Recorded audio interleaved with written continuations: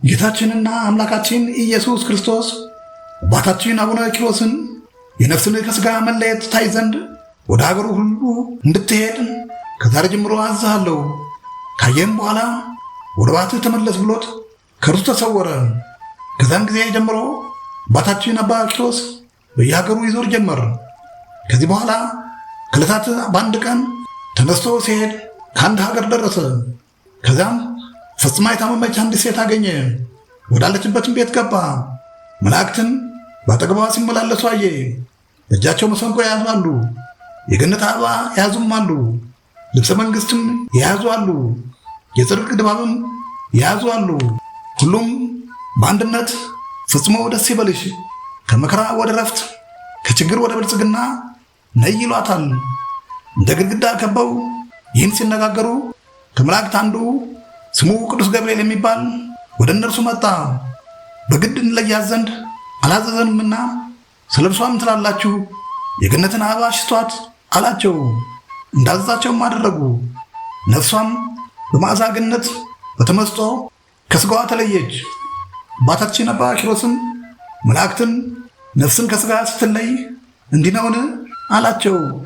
መላእክትም አባ ኪሮስ ሆይ እንዲህ አትበል፣ ይህ የምታየው ክብር ለጻድቃን ብቻ ነው።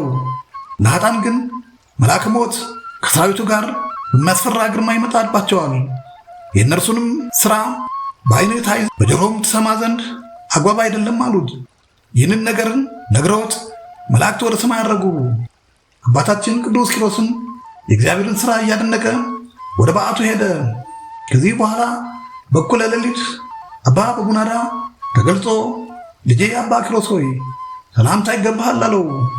አባታችን አባ ኪሮስም አባ በቡናዳን ልብሰ መንግሥት ለብሰሃል፣ የክብር አክሊልም በራስህ ላይ በእጅም ውስጥ የወርቅ መስቀል አለ፣ ሁለመናህ እንደ ፀሐይ ጨረር ያበራል፣ የእግዚአብሔር ስሙ የተመሰገነ ይሁን አለው።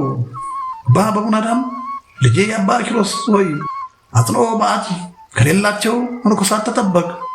መነኮሳትን ስለ ብዙ ክብራቸው አጋንንት ይጓጓቸዋል፣ ከበዓታቸውም ያስወጧቸዋልና ስለዚህም ነገር ሳትፈትን አትቀበላቸው፣ አትመናቸውም።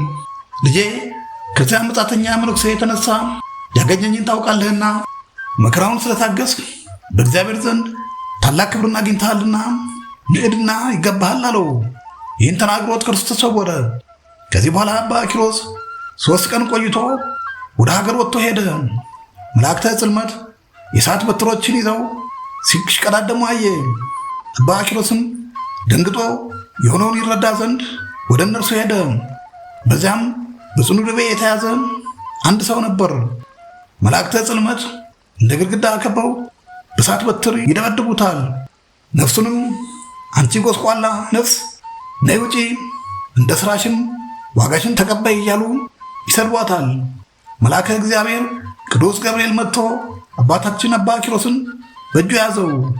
ነፍሱ ከድንጋጤ የተነሳ ከሥጋዋ እንዳትለይ ከራሱ እስከ እግሩ ጥፍር ድረስ በገነት አበባ አሸው። መጨረሻውን ታይ ዘንድ ጽና አለው። ያን ጊዜ መልአከ ሞት መጥቶ በዚያች ነፍስ ላይ መርዙን ተነፈሰባት። ባፉ ጎርሶ ውጦ አኝኮ ተፋት። 3 ጊዜ መላልሶ እንደዚህ አደረገ። ለመላእክተ ጽልመትም ሰጥቷቸው ጎዳናውን ሄደ። መላእክተ ጽልመትም ከእነርሱ ለአንዱ በጥፍሩ አስይዘው እስከ 3ኛው ሰማይ አውጥተው ወደ ምድር ጣሏት። 3 ጊዜ መላልሰው እንደዚህ አደረጉ። ከዚህ በኋላ እንደ ሥራዋ ዋጋዋን ታገኝ ዘንድ ወደ ላይ አሳርገው ከእግዚአብሔር ፊት አደረሷት። ቅዱስ ገብርኤልም አባታችን አባ ኪሮስን የኃጥአንና የጻድቃንን ሞት አይተሃልና ይህን አስተውል አለው።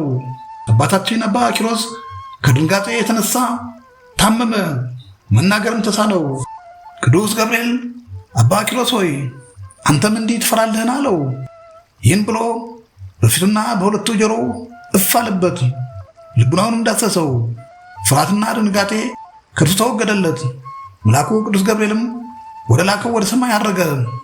አባታችን አባ ኪሮስም ፈጽመው እያዘነ ወዮልኝ፣ ወዮታ አለብኝ፣ የማዝነው ለዚያ ሰው ብቻ አይደለም ለራሴም ነው እንጂ እያለ ወደ በዓቱ ሄደ።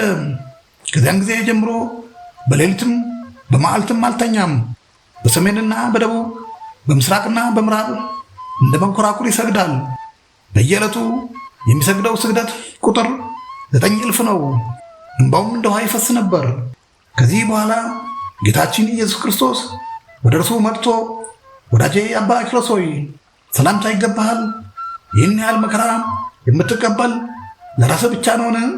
ወይስ ሌሎችም ገሃነም ይድኑ ዘንድ ነው አለው። አባታችን አባ ኪሮስም ወዳጄ አንተ ማነህ? ተወኝ፣ ለራሴ ብቻ አይደለም አለው። ጌታችንም አታውቀኝም ምን አለው። አባታችን አባ ኪሮስም አላወቅሁም አለው። ጌታችንም የፈጠረ ማን ነው አለው። አባታችን አባ ኪሮስም የፈጠረኝስ የድንግል ማርያም ልጅ ጌታ ኢየሱስ ክርስቶስ ነው አለው። ጌታም ፍገግ ብሎ ካየው መከራ የተነሳ ልቡናህ ለምን ይሰጥማል አለው። አባታችን አባ ኪሮስም ወደ ጌታ መለስ ብሎ በሚያውቀው አርአያ አየው። ዳግመኛም መልካቸውና ግርማቸው እየራሳቸው የሆነ ቅዱሳን መላእክት በፊት በኋላው በቀኝ በግራው ከትመው አየ። ሁሉም በአንድ ቃል ቅዱስ ቅዱስ ቅዱስ አሸናፊ እግዚአብሔር ምስጋና በሰማይና በምድር የመላ ነው እያሉ ያመሰግናሉ። አባታችን አባ ኪሮስም ፈጽሞ እያደነቀ ሰግዶ ጌታዬ ፍጣሪ አለ።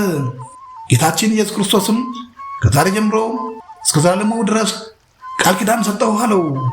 በጸሎት የሚታመኑ ሁሉ ኃጢአታቸው ይርቅላቸዋል። ለእግዚአብሔር ምስጋና ይሁን፣ አሜን። ለሰው 2 መላእክተ ዕቃቤዎች አሉት። አንዱ በመዓልት አንዱ በሌሊት የሚጠብቁት ናቸው። በመዓልት የሚጠብቀው ሲሄድ፣ በሌሊት የሚጠብቀው ሲመጣ ይገናኛሉ። እንደምን ዋለ ይለዋል። አንደበቱ ከጸሎት፣ እጁ ከምጽዋት፣ ሰውነቱ ከንጽህና፣ ልቡናው ከትሕትና ያልተለየ ነው ይለዋል። ደስ እያለው መጥቶ ቀርቦ ይጠብቀዋል። ዕድሜውን አርዝም እያሉ ሲለምኑለት ይኖራሉ። ውሎ ውሎ ከቤት ኑሮ ኑሮ ከመሬት እንዲሉ ምን በጎ ቢሰሩ ሞት አይቀርምና በሚሞትበት ጊዜ ነፍሱ ከሥጋዋ ተለይታ ከፍጣሪዋ ፊት ቀርባ ትሰግዳለች። በዚህ ጊዜ ሲጠብቋት የነበሩ መላእክት ቀርበው ይችን ነፍስ ጠብቁ ብለህ ከሰጠህን ጀምሮ በጎ ሥራ እንጂ ክፉ ሥራ ስትሠራ አላየናትም ብለው ይመሰክሩላታል። ጌታም 7 ጊዜ መንግሥተ ሰማያትን ገሃነመ እሳትን አዙራችሁ አሳይታችሁ በገነት አኑሯት ይላቸዋል። እነሱም ክፉ ብትሰሪ ከዚህ ትገቢ ነበር ሲሉ፣ ገሃነመ እሳትን በጎ ሥራ ሰርተሻልና ከዚህ ትኖራለሽ ሲሉ፣ መንግሥተ ሰማያትን አዙረው አሳይተው በገነት ያኖሯታል። ክፉ ሰው የሆነ እንደሆነ በመዓልት የሚጠብቀው ሲሄድ፣ በሌሊት የሚጠብቀው ሲመጣ ከመንገድ ይገናኛሉ። እንደምን ዋለ ይለዋል።